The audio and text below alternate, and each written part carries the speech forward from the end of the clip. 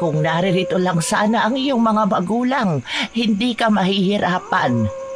Paniguradong hindi ka magugutom. Bayaan na lang po natin sila. Iniwan nga po nila ako eh. Kasi hindi nila ako mahal. Hindi ba, Lola? Kahit na. Parang tinakbuhan kanila ng kanilang responsibilidad eh. Ay nako, ano kaya kung magpaampon ka sa isang mayamang pamilya? Si Lola naman, ayaw po kitang iwan, Lola. Ikaw po nagpalaki sa akin. Kaya obligasyon ko rin po na suklian ang kabutihan niyo po sa akin. Huwag kang mag-isip ng ganyan, Apo. Hindi naman kita inuobliga. Isa pa, ang bata mo pa. Kung kaya ko lang ang magtrabaho, sana hindi ka nahihirapan. Kayo mag-alala, Lola. Kapag lumaki na po ako, magtatrabaho po ako ng mabuti at nang may ahon ko po kayo sa hirap. Dahil sa hirap ng kanilang buhay, paminsan-minsan, tubig na lang ang naging pantawid gutom ng maglola. Hindi naman nagagawang makapagtrabaho ni Lola Jacinta. Gawa ng mahina na ang mga buto nito. Paminsan-minsan, kung magkataon na nakakalabas si Ongkoy at nakakapanglimos, kahit paano ay may pagkain siyang madadala sa kanilang bahay. Hindi naman nagrereklamo si Ongkoy dahil para sa kanya, hindi mahalaga ang kung ano mang yaman hanggat magkasama sila ng kanyang lola. Nang gabing yun, natulog silang dalawa na tanging tubig ang pinangtawid nila sa kanilang gutom. Kinabukasan, Lola Jacinta, pupunta lang po ako sa tapat ng simbahan ha. Manglilimos lang po muna ako at baka sakaling swertihin. Mag-iingat ka, Apo. Huwag kang lalayo at baka kung mapaano ka, ha? Opo, Lola. Kapag nakaipon na po ako ng sapat na pangkain natin sa araw na to, uuwi din po ako kagad. O sige, basta mag-iingat ka. Opo, Lola. Paalam po. Babalik din po ako kagad. Patakbong umalis si Ongkoy sa kanilang bahay, ni hindi na siya nakalingon sa kanyang lola. Ang tanging nasa isip niya ng mga oras na yon ay ang makalikom ng pera para meron silang pambili ng pagkain. Habang tumatakbo si Ongkoy, parang nakalutang ang kanyang isipan dahil sa gutom na kanyang nararamdaman. Walang ano-ano, sa hindi niya inaasahan, may nakabangga siyang isang ali na nakasuot ng maraming alahas at halatang mayaman. Ano ka bang pulubi ka? Bakit hindi ka tumitingin sa dinadaanan mo? Naku, patawad po, Ali. Hindi ko po sinasadya. Bakit? Nasaan ba ang mga magulang mo at pineperwisyo mo ang kalye rito? Hindi naman po ako namimirwisyo ah. Ang sakit niyo naman po magsalita. Totoo naman ah. Ni hindi mo nga magawang makatingin sa iyong dinadaanan eh. Patawad po. Hindi ko po kayo kagad napansin. Hindi ko matatanggap ang paghingi mo ng tawad. Ang dapat sa'yo, mawala sa kalyeng ito. Pagkatapos magwika ng Ali, buong lakas niyang itinulak si Ongkoy. Dahil dun, bumagsak ang bata sa lupa at nagkaroon ng galos ang kanyang kamay. Napaiyak na lamang si Ongkoy habang tinitingnan ang matapobreng Ali. Walang ano-ano, may mag-asawa na may katandaan ang nagmamadaling lumapit sa bata at sa Ali. Ano yung ginagawa mo sa bata? Bakit mo sinasaktan yan? Senyora Concha, kayo po pala. Nadapa po kasi siya kaya binala kong tulungan sana. Huwag ka nang magsinungaling, Alma. Nakita namin kung anong ginawa mo. Ngayon pa lang, nalaman na namin ang tunay mong ugali. Pero senyor, huwag ka nang magpaliwanag. Hindi namin kailangan ng isang tagapangasiwa ng negosyo ng matapobre. Bukas, bumalik ka sa opisina at iligpit mo na mga gamit mo. Maawa naman po kayo. Yan lang po ang aking hanap buhay. Kung aalisan ninyo ako ng trabaho, paano na ako? Ahala ka sa sarili mo. Umalis ka na sa aming harapan. Alis! Iiyak na umalis ang aling umalipusta kay Ongkoy. Pilit namang tumayo ang bata. Saka nagpasalamat sa mag-asawang dumating para ipagtanggol siya. Napaiyak na rin siya dulot ng kanyang naranasan sa aling yun. Sa tanang buhay niya, yun ang unang beses niyang nakaranas ng pangaalipusta at pangmamaliit sa kapwa niya. Hindi niya inaasahang mararanasan pa niya yun sa isang taong parang kumpleto naman ang pinag-aralan. Huwag ka nang umiyak. Wala na ang aling yun. Akala mo kung sinong anghel kapag nasa trabaho. Ito pala ang tunay niyang ugali kapag nasa labas siya. Mabuti na lang at nakita natin. Teka, ano ba ang pangalan mo, iho? Ongkoy po, salamat nga po pala sa pagtatanggol niyo po sa akin. Ay, wala yun, iho. Ang mga taong kagaya ni Alma ay hindi dapat binibigyan ng pansin. Kumain ka na ba?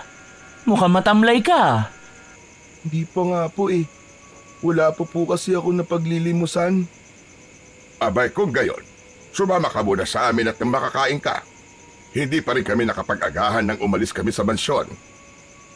Niyaya nilang mag-asawa si Ongkoy at dahil sa gutom na kanyang nararamdaman, hindi na siya tumanggi sa mag-asawa.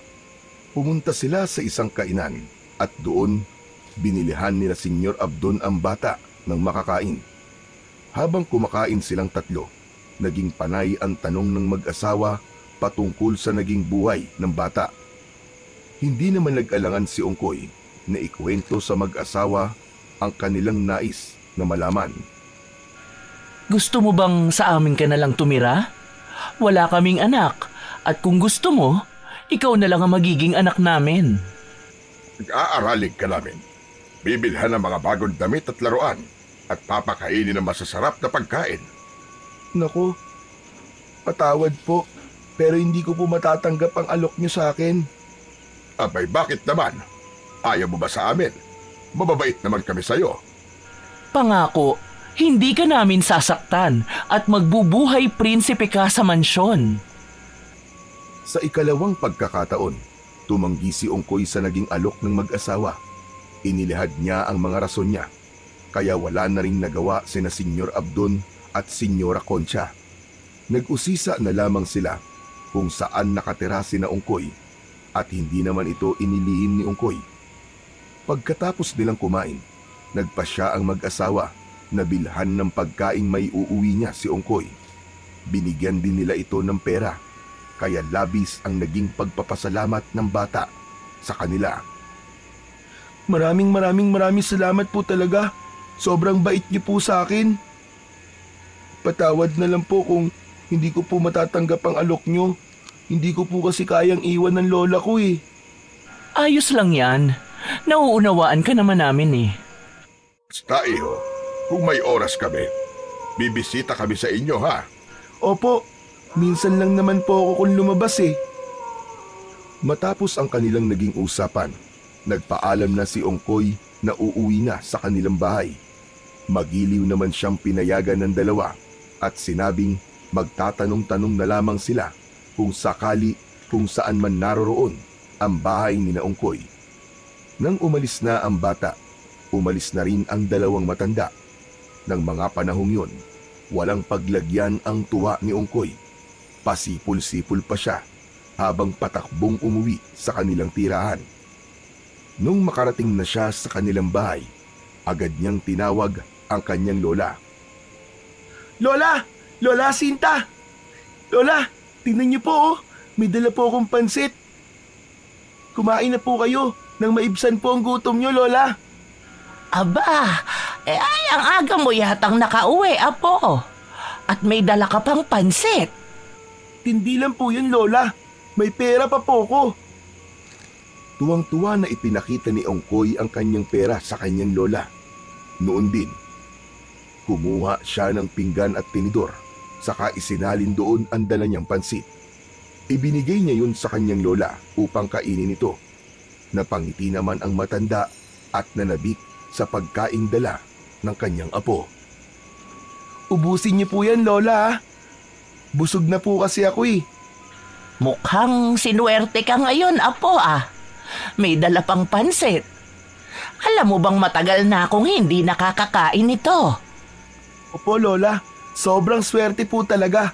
Alam niyo po ba, may mag-asawang mayaman na nagmagandang loob sa akin. Iniligtas po nila ako sa mapang-aping babae at pinakain pa po nila ako, saka binigyan po ako ng pera. Aba, ang galing ah. Teka, bakit hindi mo sila isinama rito at nang makapagpasalamat naman ako sa kanila? Sa susunod na lang daw po eh. Saka parang balak talaga nila akong dalawin. Baka naaawa po. Bakit naman, Apo?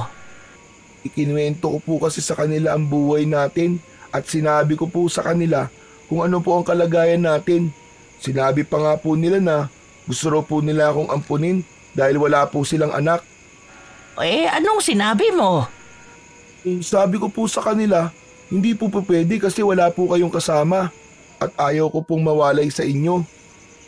Ano naman ang tugon nila? Wala naman po. Ewan ko. Basta, ayoko pong sumama sa kanila. Hindi po kita iiwan, Lola. Pero malay mo, sa kanila pala gaganda ang kinabukasan mo, Apo. Ayoko po, Lola. Mas gusto ko pong nasa tabi nyo. Wala po akong pakialam sa mga material na bagay. Mas gusto ko po kasama ko po kayo. Pero Apo, isipin mo rin ang sarili mo. Kung saan ka masaya at kung saan ka uunlad, doon ka. Pabayaan mo na lang ako. Matanda na ako eh. Hindi, Lola, hindi. Hindi po kita pababayaan. Hindi po kita iiwan kahit na ano pa man po mangyari. Wala nang nagawa ang matanda sa naging pasya ng kanyang apo. Sinabihan na lamang niya si Ongkoy na ito ang bahala. Basta mag-iipon ito para sa kanyang kinabukasan. Sinabi pa ng matanda kung gaano kahalaga ang bukas, kaya kailangan itong mapaghandaan ng bata. Kung kaya ko lang sanang magtrabaho, naku ginawa ko na. Kaso, sobrang hina na ng aking mga tuhod. Wala akong magawa kung hindi ang ipagdasal ang kaligtasan mo sa araw-araw. Yan lang ang tanging maitutulong ko sa iyo, Apo. Huwag po kayong mag-alala, Lola. Darating po ang araw na mas magiging malakas ako. Maghahanap po ako ng trabaho at hindi na ako manlilimos para lang may makain tayo. Basta, huwag mo ring kalilimutan ng magdasal. Kailangan mo ng gabain ng Diyos sa araw-araw. Kahit ganito lang tayo, kung matibay ang ating paniniwala sa Kanya, makakaraos tayo. Patangulang si Ongkoy sa kanyang lola Sinta. Alam niyang may punto ang matanda, kaya sumang-ayon siya rito. Nang matapos na sa pagkain ang kanyang lola, nagpasya siyang dalhin na sa kusina ang pinagkainan nito. Minabuti rin niyang hugasan na ang mga pinagkainan nila ng nakaraang gabi at umigib na lang din ng tubig. Nung makaalis na siya sa kanilang bahay, sa hindi niya inaasahang pagkakataon, nakaramdam siya ng kakaibang kaba. Kailangan makauwi kagad ako. Baka kailangan ako ni Lola.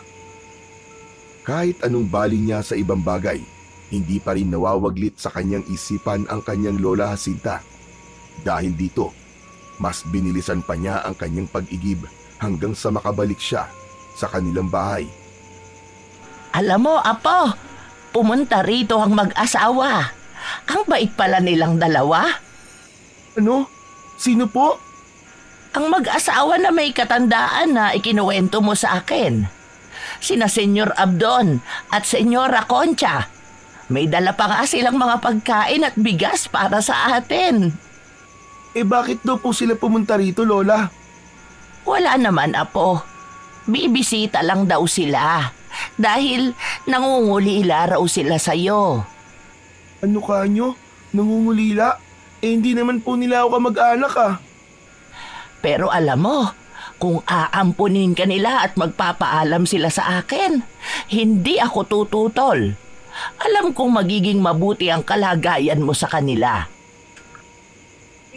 Hindi po, Lola. Hindi po ako papayag na ampunin ng kung sino man. Hindi po kita iiwan, Lola. Hindi po. Ayoko po. Napailing ang matanda sa sinabi ni Ongkoy. Sinabi pa niyang hindi naman siya pumayag nung buksan ng dalawa ang usapin patungkol sa pagpapaampun niya sa bata. Umiyak na noon si Ongkoy at nakiusap sa kanyang lola na huwag siyang ipamigay. Dahil dito, Nangako rin naman ang matanda na hindi nito ipapaampon si Ongkoy kahit na malaking halaga ang kapalit. Ipangako niyo po, Lola. Ipangako niyo po sa akin. Ayoko pong sumama talaga sa kanila. Ayoko pong mawalay sa inyo, Lola. Ayoko po, ayoko. Oo na. Basta, ipangako mo rin sa akin na magpapakabait ka at hindi ka magbibisyo. Huwag kang tumulad sa ibang bata riyan, ha? Po, pangako po, Lola. Hindi po ako magbibisyo. Mahal ko po kayo at hindi ko po kayang mawalay sa inyo, Lola.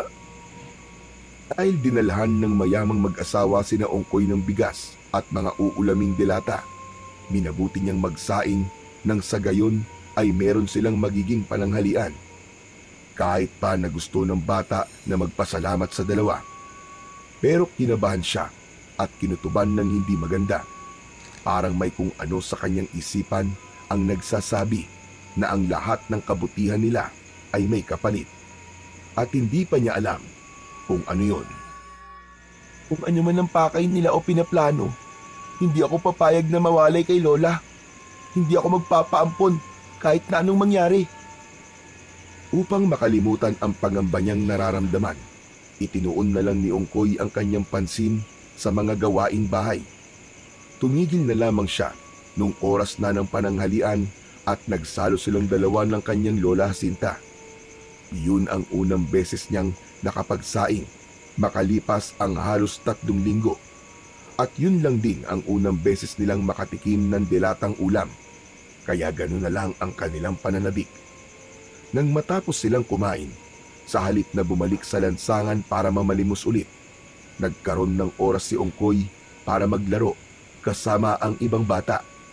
Hindi niya namalayan ng oras at natigil lang siya sa paglalaro nang mawari niyang madilim na ang paligid. Mabilis siyang tumakbo, pauwi sa kanilang bahay. Lola Jacinta? Lola Jacinta? Oh, bakit, apo? Ay, nandiyan lang po pala kayo. Wala naman po, Lola. Akala ko po kung napaano na po kasi kayo dahil hindi po kayo sumagot kaagad. Dahil madilim na rin ang paligid at may natira pa silang kanin, yun na lamang ang kanilang pinagsaluhan. Pagkatapos nilang kumain, nagpasya na silang dalawa na magpahinga na. Agad namang nakatulog ang matanda. Subalit kahit na anong gawin ni Ongkoy, ay hindi niya magawang makatulog. Pakiramdam niya ng mga oras na yon ay may mga matang nakamasid sa kanila ng kanyang lola mula sa siwang ng kanilang tagpi-tagping dingding. Bakit kaya hindi man lang ako dinadalaw ng antok? Ano kayang nangyayari sa akin? Nasa ganong sitwasyon siya nang makarinig siya ng mahinang pagyabag sa kanilang bubong. Inisip ni Ongkoy na baka pusa lang yun at naghahanap ng makakain. Kaya hinayaan na lang niya. Subalit pagkalipas lamang ng ilang minuto, nakarinig naman siya ng mahinang paghuni ng tiktik. Nakaramdam siya ng takot dahil doon, pero nilakasan na lang niya ang kanyang loob. Alam kong aswang ka. Kung sino ka man, huwag mo nang ituloy ang binabalak mo. Hindi ako natatakot sa'yo. Alam ni Ongkoy na ang kanyang lola Jacinta ang pakay ng aswang dahil may sakit ito. Kaya marahan siyang bumangon at kinuha ang itak. Napatingala rin siya at sinipat niya ang ibabaw ng bubong pero wala na siyang narinig pang ingay. Iisipin sana niya na nakaalis na ang aswang, ngunit may napansin siyang may tila nakausli sa bahagi ng kanilang bubong na may pawid. Alam ko kung nasan ka, kaya kung ako sa'yo, umalis ka na dyan! Matapos niyang wikain yun, ikiniskis niya sa bakal ang hawak niyang itak. Nakagawa yun ng ingay, kaya nanggalaiti ang aswang na nasa ibabaw ng bubong. Pagkatapos nito, may narinig na lang si Ongkoy na kalabog sa bubungan ng kanilang bahay. Paniguradong yun na ang aswang. Lumipat siya sa kabila. Apo, ano yon? Bakit parang may kalaban ka? Wala na po, Lola. Nakaalis na po ang aswang. Lumapit si Ongkoy sa bintana at sinubukang sumilip doon. Maswerte siyang maliwanag ang buwan, kaya kitang-kita niya ang labas ng kanilang bahay. Sinipat niya ng maigi ang bubungan ng kanilang kapitbahay At gano'n na lamang ang gulat niya nang mapagtanto niyang may nakasampang roon na isang itim na nilalang. Amoy rin niya ang malansang samyo nito, kaya nalaman niya kagad kung ano yun. Lola, may aswang po sa kabilang bahay at malamang yun po ang aswang na nanggaling dito sa atin. Buti at nagising ka nung dumating yon. Oo nga, abot hanggang dito ang malansang amoy niya. Ewan ko nga ba, Lola? Hindi kasi ako makatulog simula po kanina eh. Huwag ka kasing mag-isip ng kung ano-ano. Matulog ka na. Tiyak na hindi na babalik ang aswang na yun dito. Dahil niyaya siya ng kanyang Lola Sinta, walang nagawa si Ongkoy kung hindi ang sundin ang sinabi ng matanda. Muli siyang nahiga at ipinikit ang kanyang mga mata. Sa kabutihang palad, nakatulog siya at hindi na disturbo ang kanyang pag-idlip. Kinabukasan, saktong pagkagising nilang dalawa, nakarinig sila ng sunod-sunod na pagkatok sa kanilang pintuan. Tao po! Tao po! Lola Sinta! Ongkoy! Naririyan ba kayo? Ongkoy? Tia Jacinta? Tao po! Sandali po! Medyo nag-alangan si Ongkoy na pagbuksan ang dalawa. Subalit dahil sumenyas ang kanyang lola na papasukin ng mag-asawa, wala na siyang nagawa kung hindi ang pagbuksan ang mga ito. Magandang umaga, Ongkoy. Magandang umaga ho, Tia Jacinta. Magandang umaga rin po sa inyo. Ano pong pakay nila? Gusto sana naming yayain kang mamasyal kung ayos lang naman sa inyo. Wala kaming makakasama, kaya gusto ka naming dalhin. Ayos lang ba? Hindi ko po alam eh. Itanong na lang po nyo kay Lola. Ayos lang po ba, Tia Jacinta? Siya, sige. Basta iuwi nyo rito ang bata bago magtakip silim, ha? Pero wala po akong damit na maisusuot. Hindi na problema yan, iho. Binilang kita ng bagong damit kahapon. Talaga po? Oo naman, Ongkoy. Naawa kasi ako sa'yo kasi luman-luma ng damit mo. Salamat po kung ganun. Hala, sige. Maligo ka muna roon at nang maisukat mo ang damit. Nakakahiya naman kung madudumihan mo kaagad yan. Agad na nagpaalam si Ongkoy para maligo. Naiwan naman ang tatlo at nag-usap sila patungkol sa bata. Nang makatapos na sa paliligo si Ongkoy, buong pananabik niyang isinukat ang damit. Dahil sa labis niyang pananabik, nakalimutan na rin niya ang sinabi niyang mas mahalaga sa kanya ang kanyang Lola Sinta kaysa sa anumang bagay. Aba, tamang-tama sa'yo, Apo. Bagay talaga. Talaga po ba, Lola? Oo, Ongkoy. Ako talaga ang pumili niyan at alam kong babagay yan sa iyo. Nagpasalamat si Ongkoy sa lalaki. Sinabi naman ng kanyang lola na pwede na silang umalis para mamasyal. Pero bago pa man sila lumisan sa bahay ni Ongkoy, sinabi ng bata na bibilhan na muna niya ng makakain ang kanyang lola. Agad siyang lumabas at nang makabalik siya ay may dala na siyang mga tinapay. Ito na po muna ang kainin niyo, Lola. Bibili na lang po ako ng may uulam natin mamaya. Sige, Apo. Mag-iingat kayo, ha? O paano? Mauuna na po kami, Manang Jacinta. O siya. Sige. Napalingon na lang si Ongkoy sa kanyang lola at napangiti. Nakita niya ring may ngiti sa mga labi ang kanyang lola, pero may halong lungkot ito. Babalik na sana siya roon at wag nang sasama sa mag-asawa. Subalit, sinenyasan siya ng kanyang lola na tumuloy na lamang. Tangulang ang naitugon ng bata sa matanda at tuluyan na siyang sumama kina Senyor Abdon at Senyora Concha. Pagkatapos ng buong araw na paglilibot at pamimili, inihatid na ng dalawa si Ongkoy sa kanilang bahay.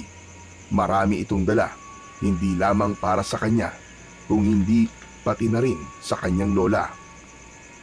Maraming salamat po, Senyor Abdon, Senyora Concha. Napakabuti niyo po sa akin. Ayos lang yan, Ongkoy. Ang importante, magiging masaya ka at ang lola mo. Binuksan ni Ongkoy ang pintuan ng kanilang bahay, saka agad na pumasok doon. Pinapasok na rin niya ang mag-asawa at dahil sa naging ingay nila, nagising si Lola Jacinta. Narito na pala kayo. Oho, Manang. May mga pasalubong kami para sa inyo. Sige na, Ongkoy. Ipakita mo sa lola mo ang mga binili natin. Ipinakita ni Ongkoy ang mga binili nila para sa matanda. Napangiti naman si Lola Jacinta at agad na nagpasalamat sa mag-asawa. Kayo talaga, nag-abala pa kayo. Pero maraming salamat dito. Hindi ko man ito maisusuot sa pagsimba, pero salamat pa rin. Bibihira lang kasi akong makatanggap ng mga bagay-bagay sa ibang tao dahil wala rin naman akong maibibigay. Hindi na ho mahalaga yun. Ang importante, masaya kayo at naging masaya rin ang apo ninyo. Hindi ba, Ongkoy? Opo. O siya, mauuna na po kami. Madilim na kasi ang paligid at baka mabagal ang trapiko. Nagpaalam at nagpasalamat ang maglola kina Senyor Abdon at Senyora Concha. Inihatid pa sila ni Ongkoy patungo sa labasan at nang makasakay na ang mga ito sa kanilang sasakyan.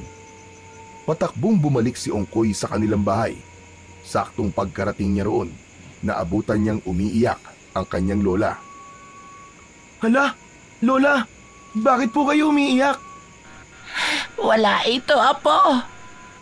Natutuwa lang ako kasi kahit paano, napupunan nila ang mga pagkukulang ko. Huwag na po kayong umiyak, Lola. Hindi ko naman po kayo ipagpapalit kahit kanino eh. Ikaw pa rin po ang aking lola at hindi ko po kayo iiwan. Ang ikinakatakot ko lang, baka may pabor na hihingin sa atin ng mag-asawang yan at wala tayong magagawa kundi ang pumayag. Ano po ang ibig niyong sabihin, Lola? Baka dumating ang araw at kukunin ka nila sa akin. Baka iwan mo na ako kapag dumating ang panahong iyon. Lola, wag po kayo mag-isip ng ganyan. Hindi ko po kayo iiwan. Kahit na mahirap lang po tayo, hindi po ako aalis sa tabi niyo. Talaga, apo? Kahit na palagi ka nilang bibilhan ng mga bagong damit at sapatos? O naman, Lola, kahit kailan, hindi kita ipagpapalit sa kahit na ano. Ikaw lang po ang mahalaga sa akin, Lola. Mahalaga ka rin sa akin, apo. Hindi ko kaya kung mawawalay ka sa akin. Hindi ko kaya. Dahil madilim na, naghanda na lang si Ongkoy ng kanilang magiging hapunan. Tumigil na rin naman sa pag-iyak ang matanda. At kahit paano ay naging kalmado na ito. Napagkasunduan nilang wag nang pag-usapan ang patungkol sa mag-asawang mayaman. Pinagsaluan na lang nilang dalawa ang dalang pagkain ni Ongkoy at hindi na sila nakapagsaing. Nang matapos na sila, pareho silang nagulat dahil may mga kaluskos sa ibabaw ng kanilang bubong. Huwag ka munang maingay. Mukhang may ibang nilalang sa bubungan natin. Kaya nga po, Lola. Sandali lang po.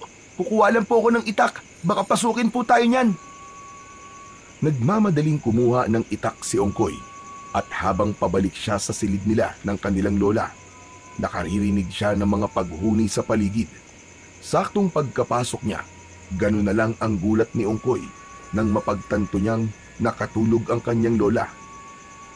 Akmang lalapit na sana siya roon nang makita niyang may manipis na dilang unti-unting lumalawit paibaba at patungo sa kanyang lola. Walang yakang aswang ka! Lubayan mo ang lola ko! Tumakbo siya palapit sa kanyang lola Jacinta sa kawalang pagdadalawang isip na tinaga ang dilang yon. Ngunit naging mabilis din ang paggalaw ng dila at pusa itong pumaitaas. Napatingala na lang si Ongkoy at mas lalo siyang nanggalaiti nang makita niya ang dalawang nagbabagang mga mata. Nang makita naman ng nilalang si Ongkoy, natakot ito at nagmadaling umalis. Dinig pa ng bata ang ingay sa mga bubong ng kanilang mga kapitbahay. Subukan mo lang kami na biktimahin ng lola ko. Hindi ako magdadalawang isip na pumatay. Kung inaakala mong bata ako at walang magagawa, diyan ka nagkakamali. Handa akong ibuwis ang buhay ko. Maprotektahan lamang si Lola Jacinta. Dahil masarap ang naging tulog ng kanyang lola, napagpasyahan ni Ongkoy na wag na lamang itong gisingin. Minabuti niyang magbantay na lang sa paligid hanggang sa dumating ang madaling araw. Kinabukasan, Oh, bakit parang kulang ang tulog mo, Apo? hindi po kasi ako ganong nakatulog kagabi, Lola. Nagbantay po ako sa paligid. Kasi po, Lola, muntik na po kayong mabiktima Mabiktima ng ano? ng aswang po, Lola.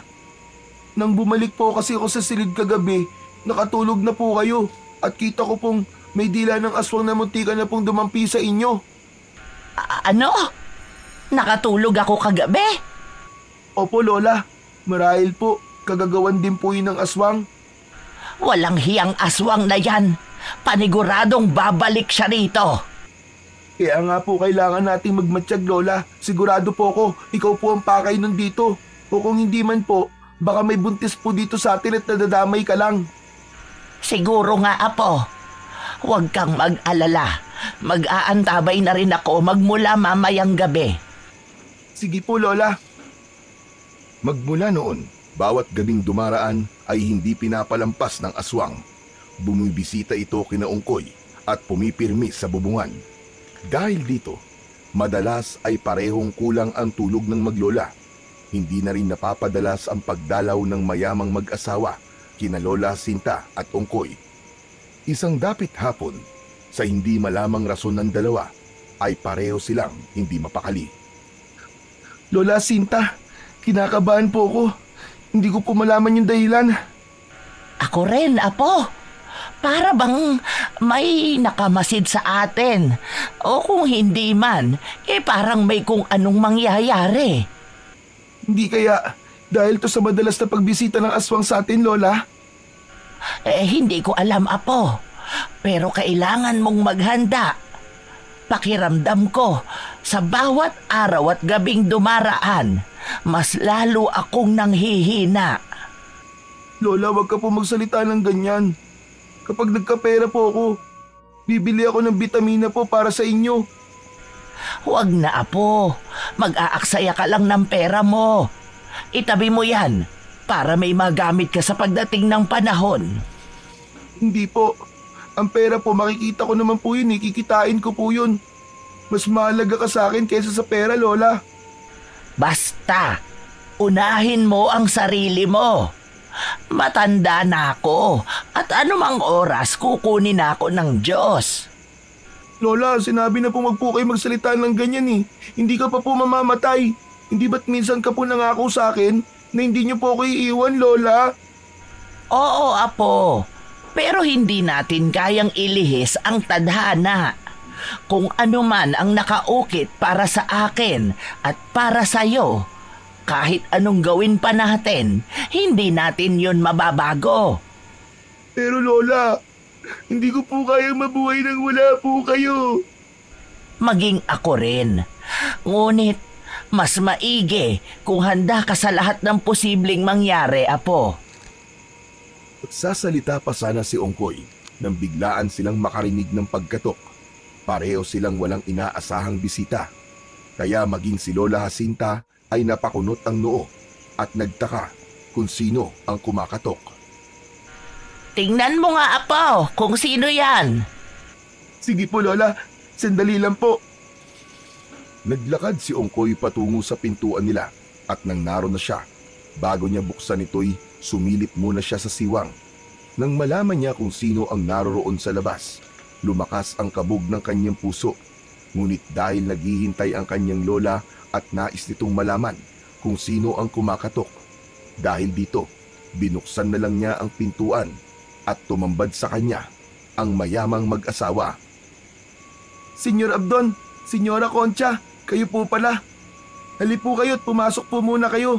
Lola Sinta, sila Senyor Abdon po at Senyora Concha pa lang narito. Nako, kayo palang dalawa. Anong sadya ninyo rito? Wala naman po, Manang. Medyo matagal na kasi kaming hindi nakakadalaw sa inyo. Kumusta naman kayo rito, Tia Jacinta? Ayos lang naman. Eto, kahit paano nakakaraos din. Teka, Ano bang tunay na sadya ninyo rito? Ang totoo niyan, gusto sana naming humingi sa inyo ng kaunting pabor lamang. Ano ba yan?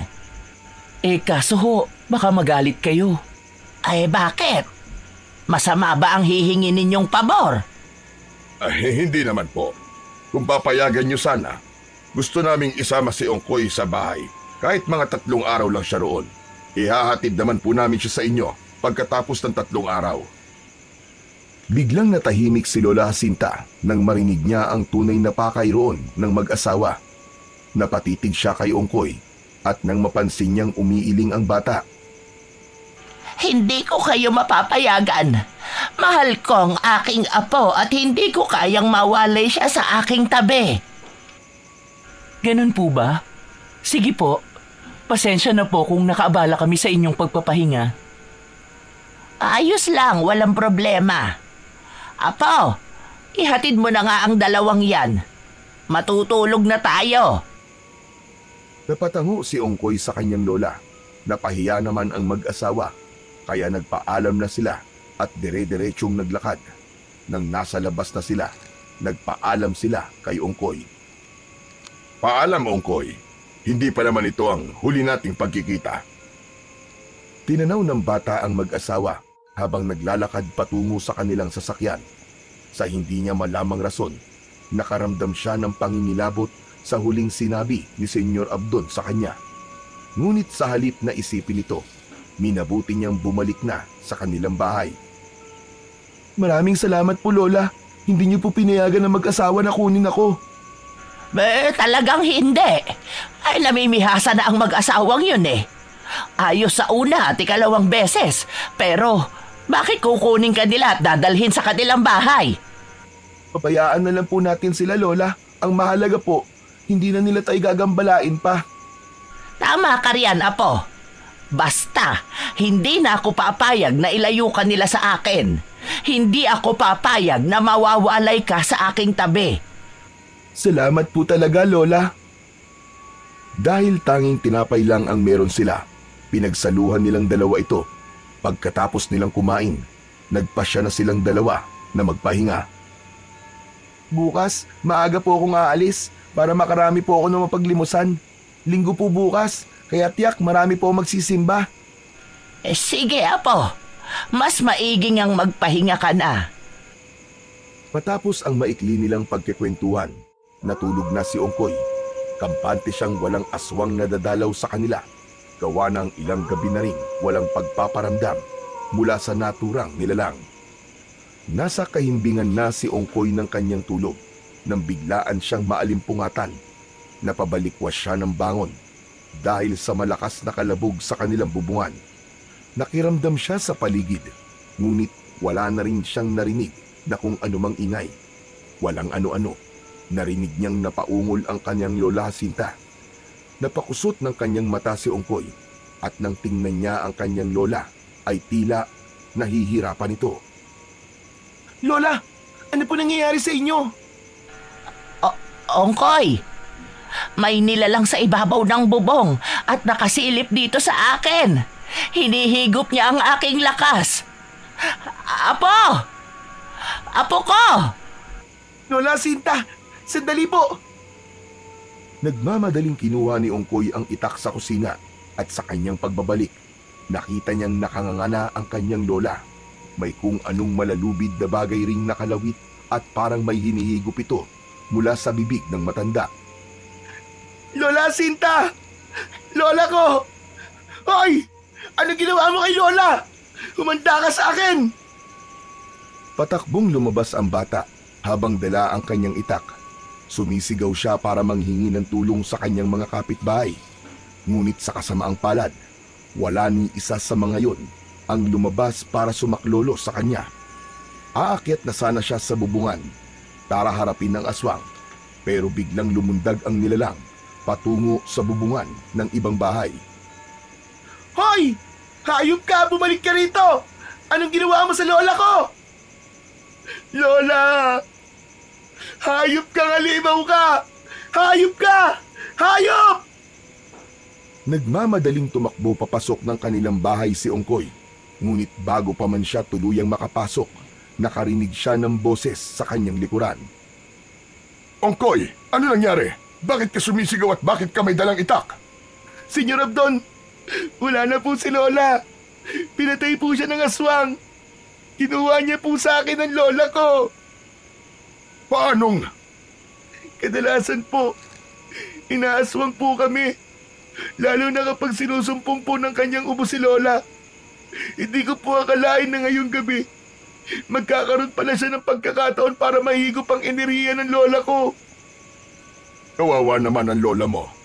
Halika, at baka pwede natin siya madala sa ospital.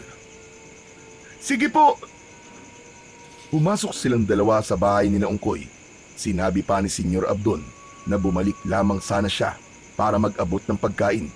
Pero hindi niya inaakalang ganun ang kanyang maaabutan. Lola ko! Lola Sinta! Ba't niyo po ako iniwan? Ba't niyo po ako iniwan, Lola? Wala na siyang pulso, Ongkoy. Hindi na rin tumitibok ang kanyang puso. Si Lola ko! Wala na ang Lola ko! Nakikiramay ako sa iyo, Ongkoy. Kung hindi dahil sa walang hiyang aswang na yon, baka buhay pa ang lola mo hanggang ngayon. Humanda sa akin ng aswang na kumitil ng buhay ni Lola. Hindi ko siya mapapatawad. Humalaw ng iyak si Ongkoy. Napatingala pa siya at nang makita niya ang siwang kung saan sumilip ang aswang, napatiimbagang siya sa kanagkuyog ng kanyang palad. Darating ang panahon at makakaganti rin ako sa aswang na yon. Pinapangako ko yan. Inusisa ng lalaki ang bata kung ano ang plano nito. Napakibit-balikat naman si Ongkoy dahil hindi niya alam ang kanyang isasagot. Kung gusto mo, Ongkoy, ipapalibing natin ang lola mo bukas at sa bahay ka na namin tutuloy. Papag-aralin kita at ibibigay namin ang lahat ng iyong pangangailangan. Pero nakakahiya naman po. Huwag kang mahiya. Ituring mo kaming tunay na mga magulang mo. Tawagin mo kong Papa Abdon at ang asawa ko pwede mo namang tawagin Mama Concha. Dahil sa walang ibang malalapitan si Ongkoy at alam niyang gusto rin nila Senyor Abdon at Senyora Concha na makasama siya, pumayag na lang siya sa kagustuhan ng lalaki kahit gabing-gabi na. Dinala nila sa punerarya ang bangkay ng matanda, saka ipinaimbalsa mo ito. Bumili na rin sina Senyor Abdon ng kabaong para rito at kinaumagahan, ipinalibing na nila ang matanda. Handa ka na ba sa pagbabago ng iyong buhay? Hindi ko po alam. Pero pwede bang madalas po akong bumisita sa bahay namin para kahit papano po maibsa naman po ang lungkot ko. Ikaw ang bahala, iho. Basta kung ikakasaya mo, hindi kami tututol dyan. Maraming salamat po. Napakabait niyo po sa akin. Walang anuman, Ongkoy. O siya, tayo na. Hinihintay ka na ng Mama Concha mo. Napatango ang bata, kaya ng mismong sandaling yun, nagpasya silang dalawa na tumungo sa sasakyan ni Senyor Abdon. Agad silang bumiyahe patungo sa tirahan ng lalaki at nagtaka si Ongkoy nang mawari niyang patungo pala sila sa isang liblib na baryo. Akala ko po, sa syudad po kayo nakatira. Hindi, Ongkoy. Madalas kaming nasa bayan dahil mga transaksyon kami roon. Eto, malapit na tayo, kaya maghanda ka na.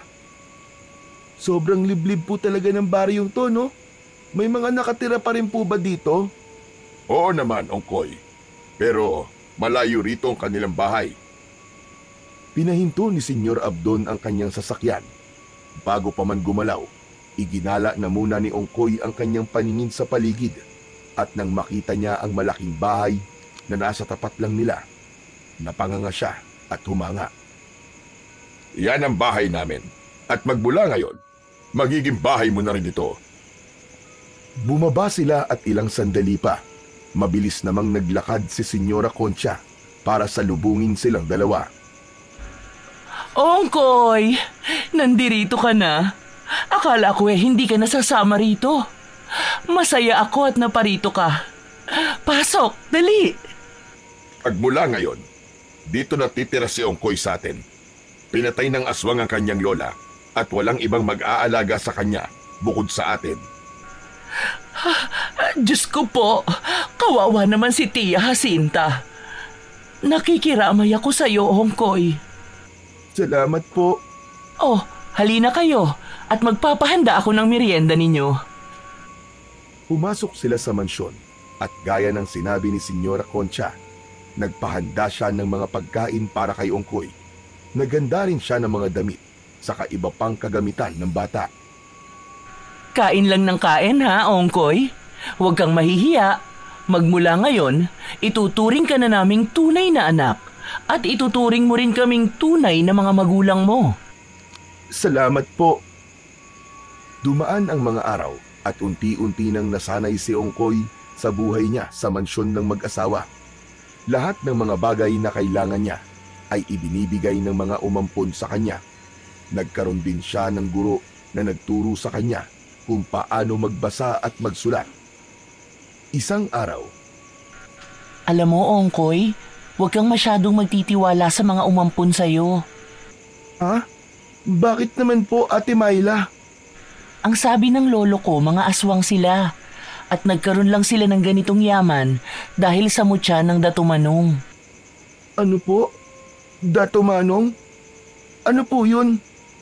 Basta, ahas yan na may 2 ulo at nagkakagatan. Sinasabi na ang sino mang magtatangan niyan, tiyak na magiging makapangyarihan at yayaman ng husto. Pero, totoo po bang mga aswang sila? Hindi ko alam.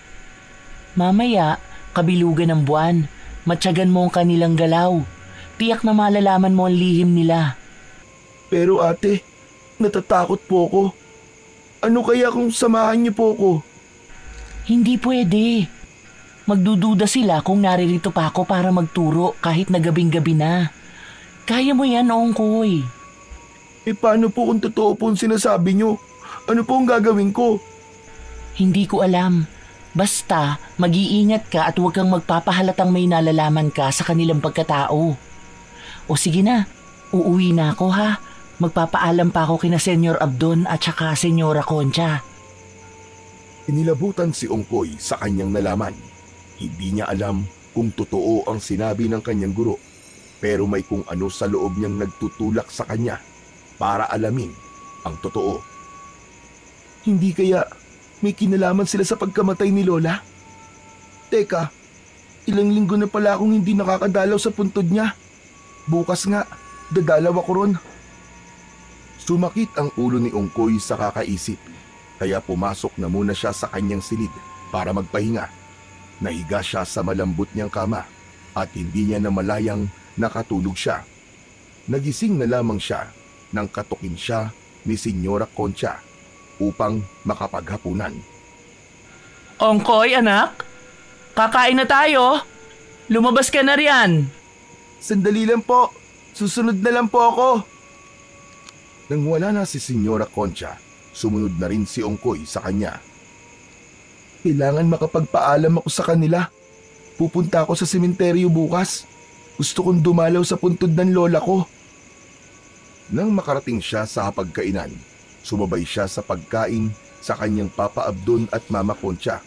Napagkwentuhan naman ng dalawa ang patungkol sa pag-aaral ni Ongkoy, kaya magiliw namang ibinahagi ng bata ang kanyang naging karanasan. Wala bang ibang sinasabi sa iyo ang Ate Myla mo, Ongkoy? Sinasabing ano po, wala naman po kaming ganong napag-uusapan kung hindi ang patungkol lang po sa aming leksyon. Baka kasi kung ano-ano na ang sinasabi niya para siraan lang kami. Hindi natin gaanong kabisado ang ugali ng babaeng yun. Wala naman po, pero kung meron man, kayo po ang unang makakaalam. Huwag lamang siya magkakamali na magkwento ng mga hindi makatotohanang bagay sa iyo. Ayoko may lumason sa utak mo. Basta anak, kung may problema ka patungkol sa guru mong yun, sabihin mo lang. Anumang oras ay kaya natin siyang palitan. Sige po. Siya nga po pala, Papa Abdon, Mama Concha. Pwede po ba akong dumalaw sa puntod ni Lola Jacinta? Huwag muna, anak. Masyado pa kaming abala ng mama mo. Marami pa kaming inaasikaso. Kung magkakaroon kami ng oras, sasamahan ka namin. Pero nangungulila na po kasi ako sa kanya eh. Kahit na ako na lang po ang dadalaw ron. Kapag sinabi kong sa susunod na lang, sa susunod na lang, Pero po, wala ng pero-pero. Ako ang masusunod sa pamamahay na ito. Huminahon ka, Abdon. Maghunos dili ka. Anak natin yung kausap mo. Awad, Ongkoy, kung nagalit ako. Sa susunod na lang, pwede ba yon? Medyo abala pa kasi kami dahil sa dami ng kliyente.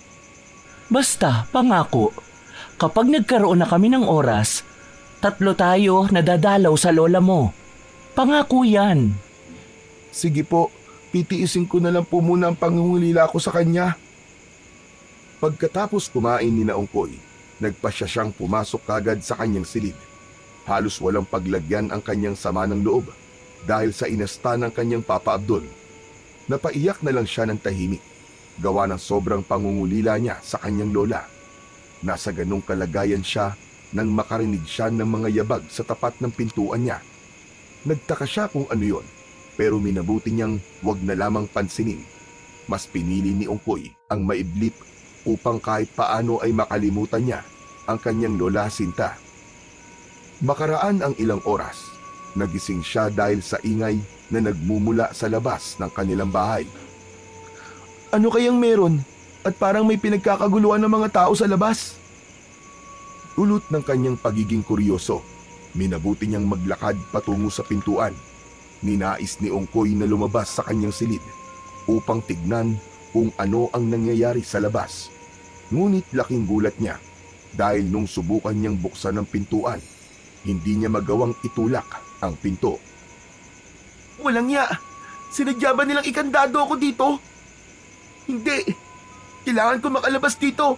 Kailangan ko malaman kung ano nangyayari sa labas. Naghanap ng pwedeng daanan si Ongkoy hanggang sa makita niya ang bintana. Walang takot siyang dumaan doon, kahit pa na malaki ang posibilidad na mahulog siya. Nang makalusot siya sa bintana, naging maingat siya. Umapit siya ng maigi at ibinalanse ang katawan niya upang hindi mahulog. Pagkarating niya sa tapat ng bintana ng kwarto ng umampun sa kanya, naaninag niya ang mga taong nasa labas. Bunsod nito, naghanap ng pwesto si Ongkoy hanggang sa klaro na sa paningin niya kung ano ang talagang nangyayari. Hindi. Totoo ang sinabi sa akin ni Ate Myla. Mga aswang nga sila. Kitang-kita niya kung paano katayin ng mga naroroon ang isang lalaki at inilalaga nila ang hiniwang parte ng katawan nun sa malaking kawa. Naghalo-halo na ang emosyong nararamdaman ng bata. Nasa kalagitnaan siya ng kanyang pagmamasid nang marinig niya ang tinig ng mag-asawang umampun sa kanya. Sigurado ka bang hindi makakalabas ang batang yon? Mamaya, baka masaksihan niya ang piging sa labas ng bahay. Oo, tama ka. Ikinandado ko ang pinto ng kwarto niya. Abdon, may aaminin ako sa'yo. Ano yung Concha? Ano na naman ang ginawa mong mali? Wala naman. Ang totoo niyan, ako ang pumatay sa matanda. Sa matanda? Kay Jacinta. Pinatay ko siya para makuha natin ang bata. Walang hiya. Kaya pala hindi ka na nakasabay sa akin. May iba ka palang pakay. Teka. Saan mo ba inilagay ang datumanong? Baka mamaya pagkainteresan niya ng ibang aswang at kunin sa akin. Sandali lang. Napatiim bagang si Ongkoy dahil sa kanyang narinig. Halos maiyak siya, pero pinigilan niya ang kanyang sarili para hindi siya mahuli ng dalawa. Ilang sandali pa, narinig ni Ongkoy ang paglangit-ngit ng pinto, kaya agad siyang napatago. Bahagya rin siyang sumilip sa dalawa nang nakapasok na sila sa silid. Ito, nasa ilalim ng lagayan ko ng damit. Inilagay ko sa maliit na baul para hindi madaling makita. Magaling kung ganon. Ingatan natin ang maigi ito. Alam naman natin na dito nagmumula ang yaman at kapangyarihan. At yak na sa kangkungan tayo pupulutin kapag nagkataon. Sige na, ibalik mo na yan at bababa na tayo. Paniguradong luto na ang isinalang nila. Ay bagong dating palang bihag na batang babae. Baka mahuli tayo. Kailangang sa atin ang kanyang atay.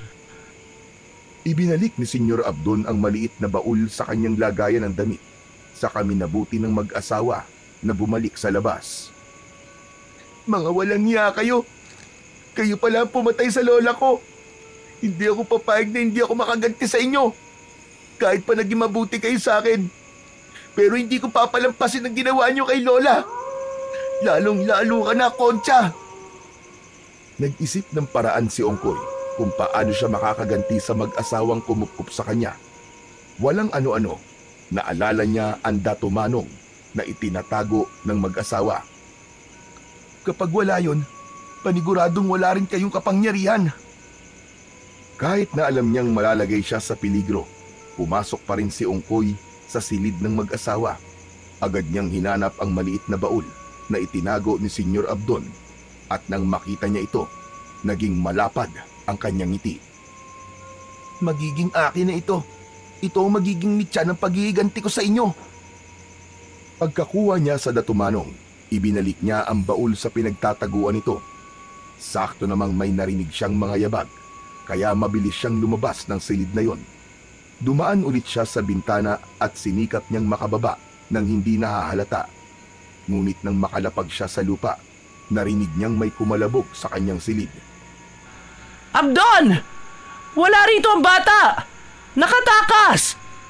Tignan mo, Dato Manong natin! Baka tinangay niya!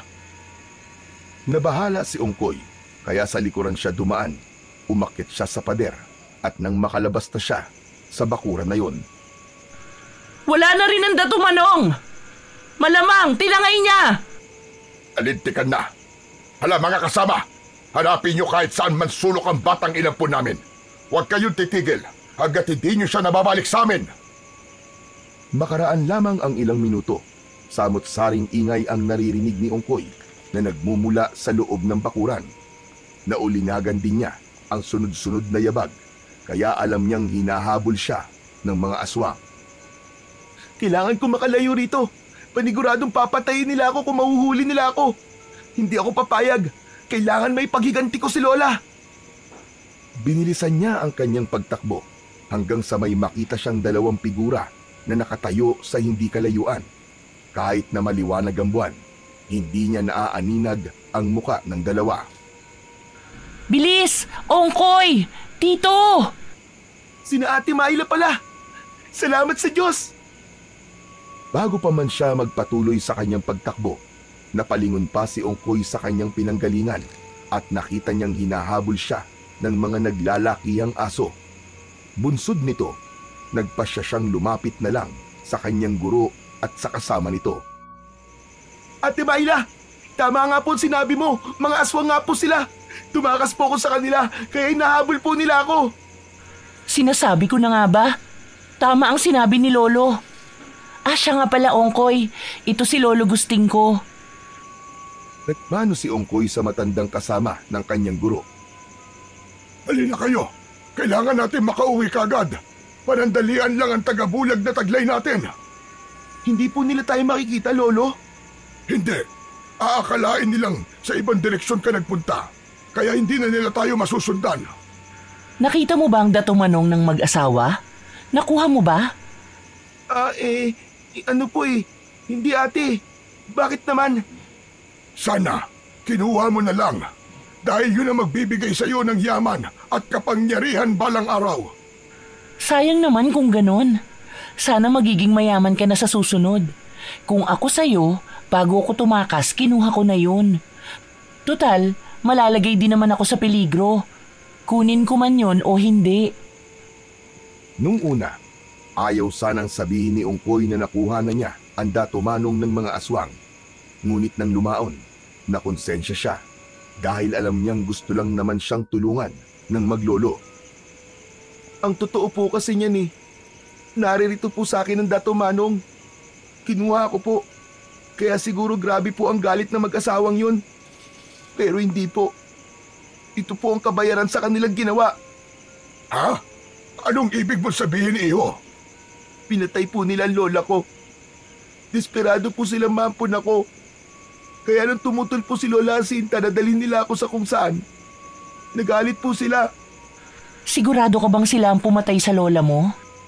Opo, rinig na rinig ko po mismo ang pag-uusap nila. Si Senyora Concha po ang pumatay kay Lola. Mga hayop sila! Mga hayop! Kung gayon, mas kailangan mo mag-ingat, Iho. Pansariling interes lang nila ang kanilang iniisip. Huwag kang mag-alala. Tutulungan ka namin sa abot ng aming makakaya. Hindi ba, Lolo? Oo naman. Ang kasamaan ng mga aswang na kagaya ni Abdon at Concha ay kailangan ng tuldukan. At ngayon, nakuha mo na ang iniingatan nilang Datumanong. Magugulat ka na lang. Wala na sa kanila ang kung anumang meron sila ngayon. Basta, huwag kang papayag na mahuli nila ha. Kung nagkataon na mahuli ka nila, tiyak na magiging katulad din ng lola mo ang iyong kapalaran. Opo, mag-iingat po ako. Maghihiganti po ako sa kanila. Nagpatuloy sila sa kanilang paglalakad hanggang sa makarating sila sa tapat ng isang bahay na gawa sa kawayan. Nandirito na tayo. Mauna na kayong dalawa sa loob at susunod na lamang ako. Tayo na, Ongkoy. Pumasok na tayo sa loob. Sige po ate. Pero ano po ba ang gagawin ni Lolo Gusting sa labas? Hindi ko alam. Baka maglalagay lang siya ng pangontra o pambakod sa buong bahay. Madalas naman niyang gawin yan. Ganun po ba? Sana po, hindi na tayo masundan ng mga aswang dito, no? Huwag kang mag-alala. Si Lolo ang bahala sa kanila kung masundan man nila tayo. Pagpasok nila sa loob ng bahay ni na Lolo Gusting, sinigurado nilang nakasara ang bintana ng maayos. Pareho silang napasilip sa siwang at nagulat sila nang makitang maraming aswang pala ang naroroon. Sina Senyor Abdon! Sila yan! Diyos ko po! Anong ginawa nila? Bakit parang may kung anong pinag-uusapan ng lolo mo at ang aswang? Hindi ko alam kung ano man ang kanilang pinag-uusapan, Ongkoy. Mukhang nagkasundo sila. Hindi kaya ipapahuli ako ng lolo mo sa mga aswang na yon? Hindi gagawin ni Lolo yan. Tingnan mo. Wala man lang silang ginagawa sa isa't isa. Magkasabwat sila. Magkasabwat kayo! Nagmadaling lumapit si Ongkoy sa bintana. Bubuksan na sana niya ito nang biglaan siyang pinigilan ng kanyang guro. Wag! Mapapahama ka lang!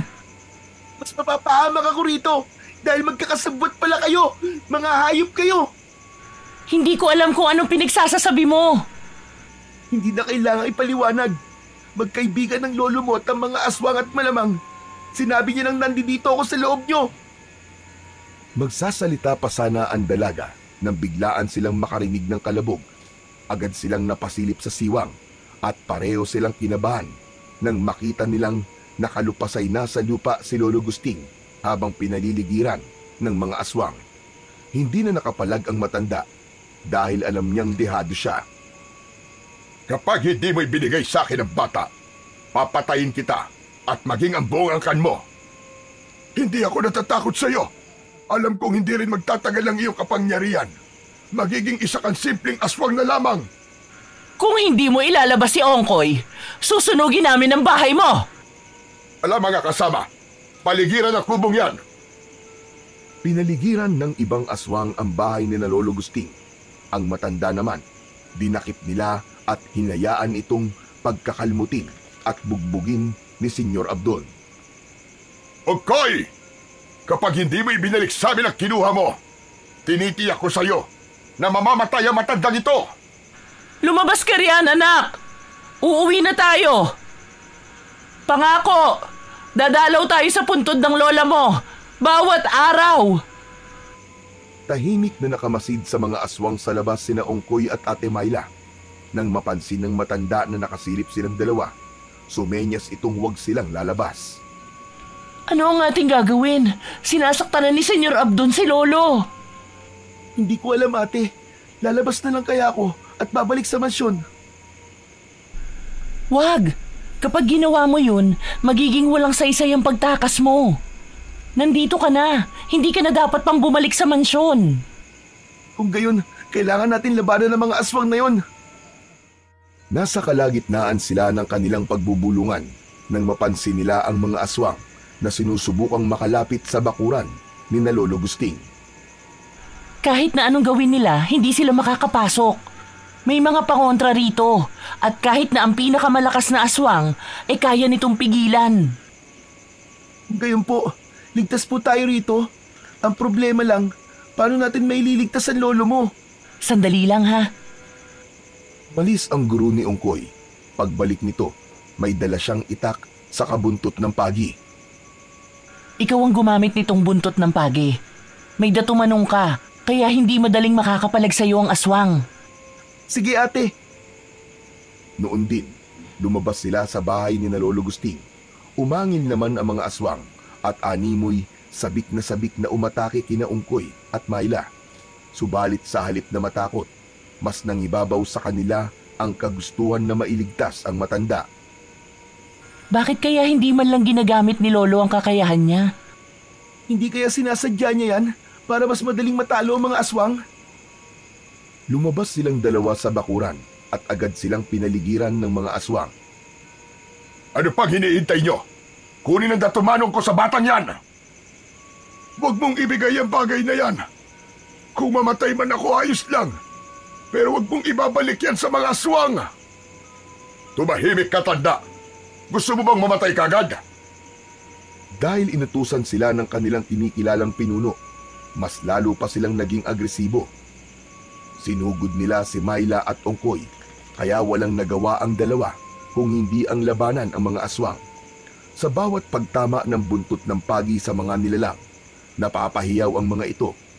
Kahit pa na anong ilag nila, hanggat nakatuon sa kanila ang atensyon ni Ongkoy, nagiging walang silbi yun. Mas galingan niyo pa! Baka magbago ang isip ko at ibalik ko ang datumanong sa inyo!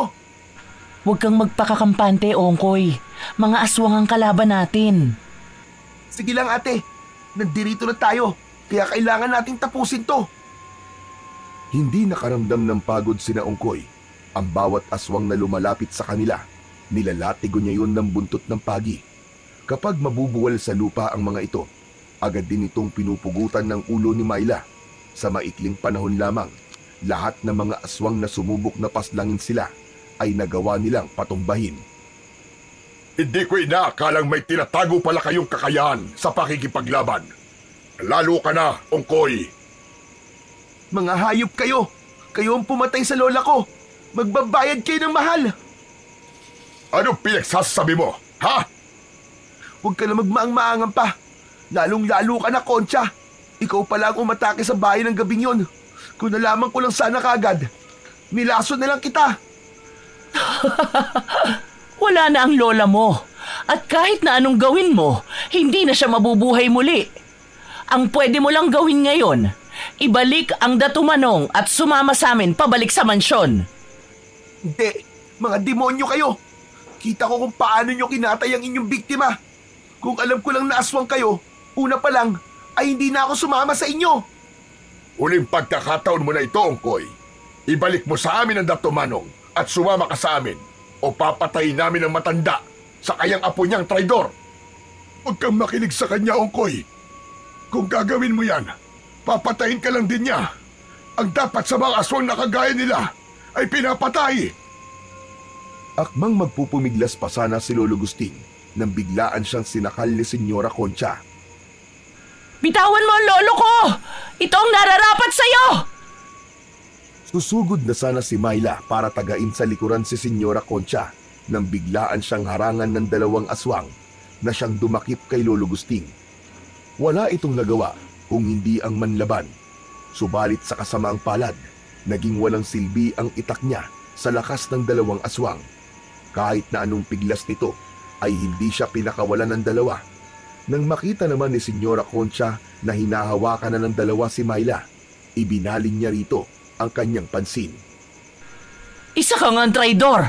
Talagang nararapat kayong mamatay ng iyong lolo! Mas traidor ka, Concha! Mas demonyo ka! Pakawalan niyo sila! Hindi. Ibigay mo muna sa amin ang datumanong at sinisiguro kong pakakawalan ko silang dalawa. Hindi! Kailangan pakawalan mo muna sila! Bago ko ibigay ang datumanong. Nang mga panahong yun, Inuha ni Ongkoy sa kanyang bulsa ang bagay na hinahanap ng mga aswang. Ipinakita niya ito sa mag-asawang aswang. O sige, kayo ang mamili. Itatakas ko ito, papakawalan niyo ang dalawang yan. Tignan na lang natin kung sino mawawalan ng yaman at kapangyarihan. Sige, sige. Pakakawalan namin ang isa sa kanila at ibibigay mo yan sa amin.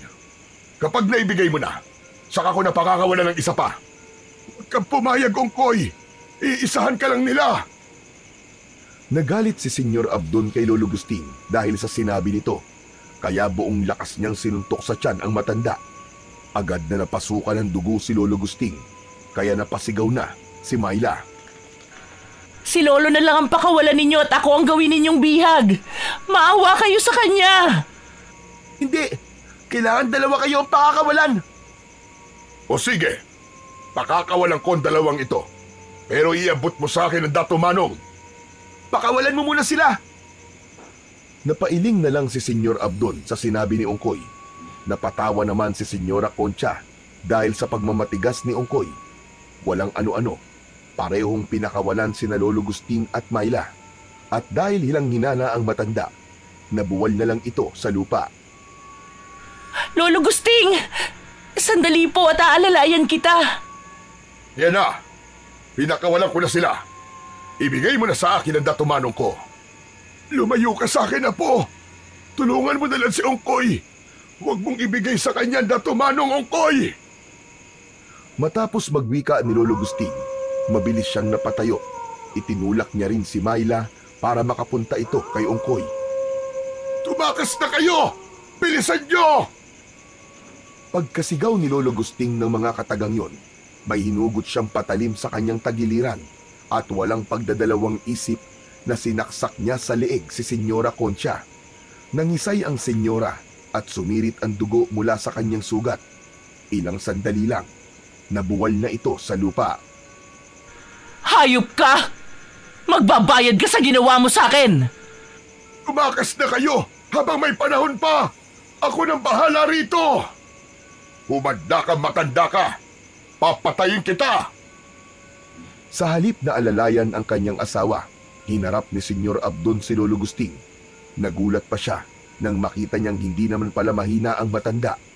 Inihanda na lang din ng matanda ang kanyang sarili at nang makita niyang nakalayo na sina Myla at Ongkoy, napangisi ito. Katapusan mo na ngayon, Abdon! Ikaw ang tapos sa ating dalawa, tanda! Nilabanan ni Lolo Gusting si Senyor Abdon. Kahit na matanda na ito, kung ikukumpara sa aswang, hindi siya nagpatinag dito. Subalit, dahil aswang ang naging kalaban niya, hindi nagtagal at nabuwal siya sa lupa. Ang hinihintay mo, aswang! Patayin mo na ako! Pero isa lang ang masasabi ko. Kahit ilang beses mo pa akong patayin, hindi mo na mababawi ang Dato Manong kay Ongkoy! Hindi totoo yan. Makukuha ko pa rin ang Dato Manong ko. Papatayin kita. Papatayin ko kayong lahat! Magsasalita pa sana si Lolo Gusting nang biglaan siyang inapakan sa ulo ng aswang. Nadurog ang bungo niya at nang mapagtanto ni Senyor Abdon na wala ng buhay ang matanda, winakwak nito ang tiyan nun sa kakinain ang puso at atay. Abdon! Tulungan mo ako! Tulungan mo at sarili mo, Concha. Hahabulin ko pa mga bata at kukunin ang ninakaw nila mula sa akin. Maawa ka! Abdon! Hindi pinakinggan ng lalaki ang pagmamakaawa ng kanyang asawa. Tumakbo siya para habulin sina Ongkoy at Myla. Sa kabilang dako, walang tigil sa pagtakbo ang dalawa. Umaasa silang may tutulong sa kanila. Ngunit wala silang nadadaan ng bahay. Wala ring hawak na itak si Myla at si Ongkoy lamang ang may pangontra sa mga aswang. Mukhang naririyan na ang aswang. Anong gagawin natin, ate? Wala na tayong magagawa kundi ang labanan yan. Kung hindi natin yan lalabanan, tiyak na tutugisin niya tayo kahit saan man tayo magpunta. Walang ano-ano, may lumundag sa kanilang harapan. Lumakas ang kabog ng puso ni Ongkoy nang makita nila si Senyor Abdon na duguan ang mga labi. Saan kayo pupunta? Inaakala ba niyong makakatakas kayo sa akin? Anong ginawa mo sa lolo ko? Simple lang naman. Winakwak ko lang naman ang tiyan niya at tinain ko ang kanyang laman loob. Hayop ka talaga! Demonyo! Dahil sa matinding galit ni Myla kay Senyor Abdon, sumugod siya rito kahit pa na wala siyang armas. Napangisi naman ang aswang at nang makalapit na si Myla sa kanya, buong lakas niya itong sinakal at iniangat sa lupa. At dapat sa mga traidor na kagaya mo ay pinapatay! Bitiwan mo siya! Kung hindi, uundayan kita ng paglatigo! Sige, subukan mo at nang malaman mo kung hanggang saan ang kaya kong gawin. Alam ni Ongkoy na ang Dato Manong lamang ang siyang pakay ng aswang, kaya inihanda niya ang kanyang sarili. Batid din niya na posibleng malusaw ito kung mahuhulog sa lupa, kaya naghagilap siya nang pwede niyang pagpatungan ito. Nang lumaon, may nakita siyang malapad na bato, kaya doon niya inilagay ang Dato Manong. Ito na ang Dato Manong! Pakawalan mo si Ate Myla at hahayaan kitang makuha ito! Sige, pero siguraduhin mo lang na hindi mo ko iisahan, bata. Sige na! Pakawalan mo na siya! Nang mismong sandaling yon, pinakawalan ni Senyor Abdon si Myla. Sa kanilapitan ang malapad na bato kung saan nakapatong ang mutya ng Dato Manong. Mabilis namang tumakbo ang babae patungo kay Ongkoy at sinabing hindi sana niya ipinagpalit ang Dato Manong para lang sa kanyang kaligtasan. Nang makita naman ni Ongkoy na susunggaban na ng aswang ang Dato Manong, mabilis niyang hinila at ipinihit pa itaas ang tali. Ito ay palihim niyang nilagay habang tumatakas sila ni Myla. Sinigurado lamang niyang hindi mahuhulog sa lupa ang anting-anting. Kaya pala para kang abala kanina. Kailangan na natin makaalis! Hayop ka! Traidor! Magbabayad ka, bata ka! Papatayin ko kayong dalawa! Pagkatapos magwika ni Senyor Abdon, biglaan itong nagpalit ng anyo sa isang malaking aso. Nagbabaga ang kanyang mga mata at naglalaway siya habang nakatitig kina Ongkoy. Umalis na tayo rito, Ongkoy. Baka kung ano pa ang gawin niya sa atin. Hindi ate, tatapusin ko ito at nang makuha na rin ni Lola ang hustisya. Walang ano-ano, sumugod ang malaking aso kina Ongkoy. Mabilis ang galaw ng aswang, ngunit ng mga panahong yon, parang nag-ibayo rin ang lakas at bilis ng bata. Saktong pagkalapit ni Senyor Abdon, nilatigo ito ni Ongkoy. Tinamaan ng aswang sa mata, kaya panandalian itong natigilan. Nagwala si Senyor Abdon dahil sa kirot na kanyang nararamdaman.